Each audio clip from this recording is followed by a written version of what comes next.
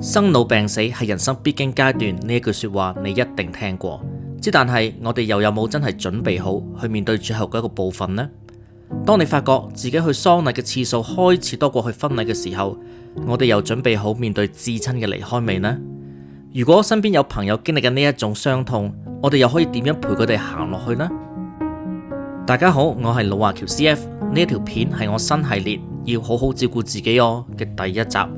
呢句說話呢，係我媽媽大概1年幾之前臨走之前親口同我講嘅，幾日之後呢，佢就離開咗啦。而喺之後嘅短短半年之內呢，我一位差唔多嘅年紀嘅朋友同埋一位呢由細睇到我大嘅長輩呢都相繼離開。當呢一切都慢慢 settle down 之後，有一日我突然間諗翻起媽媽留低俾我嘅呢句說話。起初我以為要好好照顧自己呢都唔太難嘅，不外乎都係均衡飲食啊，好好休息同埋做下運動咁樣。但係諗深一層，原來好好照顧自己呢幾隻字呢，唔淨止係身體，仲包括埋心靈。所以呢，我想用呢一個新系列，透過閱讀去揾方法，學識由內到外，真正好好照顧自己。而呢一集，我想由哀傷呢個主題開始。我睇咗2本書，田芳嘅在終將告別前學習哀傷，同埋黃慧英嘅療傷之旅。2位作者都係輔導員，都係從事生死教育。面對親人嘅離開呢，最困難嘅其中一樣嘢就係社會好似默默咁樣期望我哋要快啲好返啊！所以有人會同你講節哀順變啦，亦都有人會同你講 move on， 好似唔開心啊、唔精神啊、唔集中啊，都係一啲唔正常嘅嘢。但係我睇完呢2本書之後，發現原來唔 OK 係 OK 嘅。失去親人喺人生入面係個好大嘅衝擊，個心會好亂，情緒好唔穩定，有時仲會瞓唔着。見到一啲其他人會覺得好普通嘅嘢，都會突然間好 emo，甚至成日會諗翻同親人嘅片段，呢啲都唔係問題，更加唔需要覺得羞愧。2位作者都提過，人喺失去之後呢，係需要好多時間去消化、去確認、去適應，而唔係立即康復。呢條路係慢慢行嘅，每一個人嘅步伐都唔一樣，所以如果你而家覺得唔開心，仲未捱過嘅話，請記住，其實你冇問題。哀傷係一段旅程，而第一個階段係去確認死亡呢一個事實。喪親之後最初嘅時間，我哋會喺呢個唔敢相信同埋接受現實之間不斷咁樣來來回回，所以好多啱啱經歷親人離開嘅人會反覆咁樣去講翻成件事嘅經過。其實佢哋只係想慢慢一步一步去令自己承認係噶啦，佢已經走咗噶啦。係啊，我自己都係咁噶。喺媽媽離開嘅初期，雖然我冇主動去同所有人講，但係每一次有人問起呢，我都會好願意詳細咁樣講翻成件事。每講一次，我就會再清楚啲，再確定啲，原來呢件事真係發生咗噶啦。書入面有提過，朋友呢個角色並唔去阻止經歷緊哀傷嘅人去重複講翻佢件事，而係要用耐性去聽，因為每一次佢哋咁樣講呢，都係佢哋接受現實嘅一小步。好多時候我哋以為喪禮只係一個儀式，但2位作者都同時講到，喪禮本身其實就係一個慢慢確認死亡嘅過程，由揀衫、揀遺照、聯絡親友到告別式嘅每一個細節，其實都係一步一步咁樣提醒緊經歷喪親嘅人，係啊，佢已經離開咗噶啦。而我媽媽呢，佢好叻，生前已經安排好晒後事，所有程序都有機構去協助。我幾乎咧係唔需要親手處理任何一步。當時我覺得自己幾幸運，但而家慢慢回頭咁樣望，我發現原來我錯過咗親手去準備去送別嘅機會。有時候甚至覺得自己喺媽媽嘅喪禮入面，好似只係一個旁觀者，一個參與者。而家回頭咁樣睇呢，可能正正因為係咁樣，我花咗更長嘅時間去接受呢一件事實。面對至親嘅離開，第2步係容許自己經歷情緒。2位作者都講一樣嘢，就係哀傷其實係冇公式嘅。有啲人會喊好耐，相反有啲人會喊唔出。有啲人情緒會大起大落，有啲人表面好平靜，全部都係正常。我哋會感受好多複雜嘅情緒，傷心、憤怒、內疚、失落、恐懼。書入面講唔需要強迫自己振作，唔需要假裝冇事，更加唔需要為難自己，因為情緒係哀傷過程裏面最真實嘅反應。而喺呢個階段，情緒並唔係一路向前越嚟越少，好多時候呢都好似個鐘擺咁樣來回擺動。有時你可以好專注咁樣工作，好似冇發生過事咁樣，但夜闌人靜嘅時候，又突然會被悲傷嘅情緒打沉。第二日瞓醒，又好似冇事咁樣繼續生活。係啊，頭幾個月有啲日子我起身以為自己好翻少少，但一見到啲得意嘢啊，下意識想攞起個電話想影相 send 俾媽媽嘅時候，我就會記得啊，原來已經冇可能咁做。嗰一剎那，失落係會重新咁樣湧翻上嚟。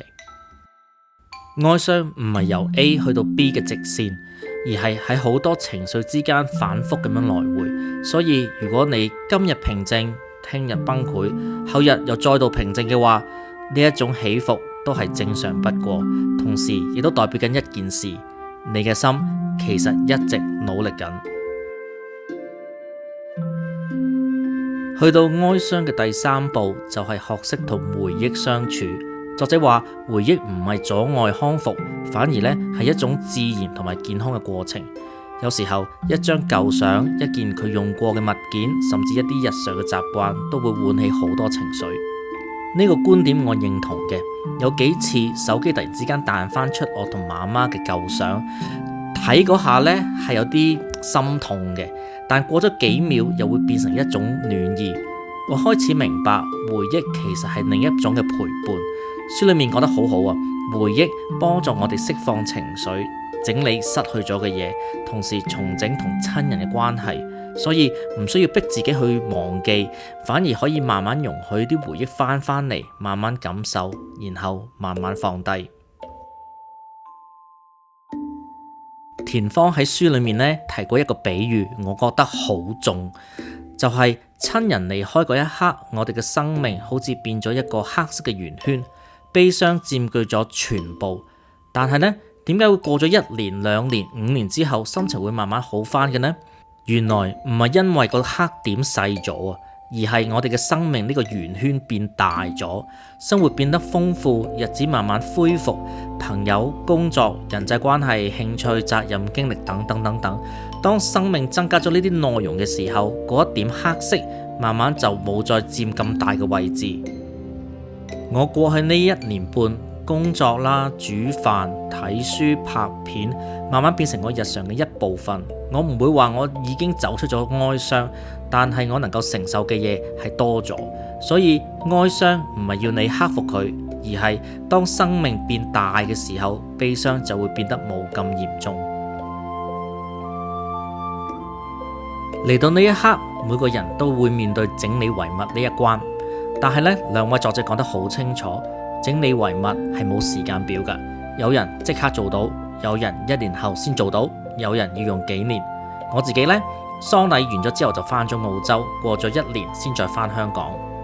落機嗰下唔知點解我個心有啲驚自己翻到屋企再次面對佢所有嘅痕跡。嗰次呢，我淨係整理咗好少嘅部分咋，衫啦、雜物啦，仲留低咗喺度。相簿呢，我就帶咗翻澳洲，但係到今日啊，呢個裝滿咗相簿嘅篋我都未打開過。有時我會問，係咪因為自己懶，所以冇去執拾呢啲遺物呢？但係睇完本書之後，我明白原來每個人都有自己嘅步伐。整理遺物呢，唔係放低，唔係割捨，而係當心理準備好之後先可以去做嘅事。慢慢嚟先係最正常。面對哀傷，最無力嘅呢，往往都係身邊嘅朋友。明明呢就好想幫下手嘅，但係呢又驚講錯嘢啦，又驚踩到地雷。2位作者都同時講啊，陪伴唔係需要去解決問題，而係諗辦法接住個問題。唔需要幫你嘅朋友去做分析，亦都唔需要去說教佢哋，更加唔需要叫佢哋快啲振作。有時候呢，只係靜靜咁樣坐佢哋隔離，聽佢講翻同一段經歷10次、20次，或者咩都唔講，一齊食個飯、散下步就已經好足夠啦。我媽媽離開嗰段時間呢，其實係好接近我嘅生日。我朋友呢，就叫咗我上去 Sydney 過咗一個 long weekend。嗰幾日冇人同我講節哀，冇人逼我講任何嘢，佢哋只係好自然咁樣陪住我。而就係正正嗰一份自然嘅感覺，令我覺得原來我唔係淨係得返自己。有時候呢，陪伴嘅意義唔係令對方即刻好返，而係要令佢知道喺佢最難過嘅時候，仲有人喺佢哋身邊。經歷哀傷之後，我哋應該點樣行落去呢？兩位作者都提醒，喪親並唔係一個終點，反而係重新理解生命嘅開始。正如尼采講過話，當一個人找到活着的意義，就能承受所有痛苦。我媽媽離開咗之後呢，我就開始重新審視自己嘅生活、健康、休息、人際關係、心靈狀態，照顧自己唔只係食好啲、瞓多啲，而係俾自己再一次投入生活。唔需要一步到位嘅，細細步開始就得啦。返工，同朋友食下飯，去下超市煮返一餐飯，甚至只係坐低睇一本書，一步一步你會發現，原來你已經慢慢行出嚟。老實講，我可能仲係走緊哀傷呢一條路，有時我會覺得好平靜，有時好混亂，以為放低咗啦，咁突然之間又會跌返落去。但係我知道一件事，唯一嘅方法就係慢慢照顧好自己，令到我自己嘅生命圓圈越嚟越大。如果你而家淨係喺哀傷入邊，我希望呢一條片可以俾到你一啲支持、一啲方向，又或者只係一份陪伴。而如果你身邊有人經歷緊，希望你可以用更加溫柔嘅方法行多一步，企喺佢旁邊。請好好照顧自己，因為你嘅生命仲可以慢慢承載好多愛同埋好多回憶。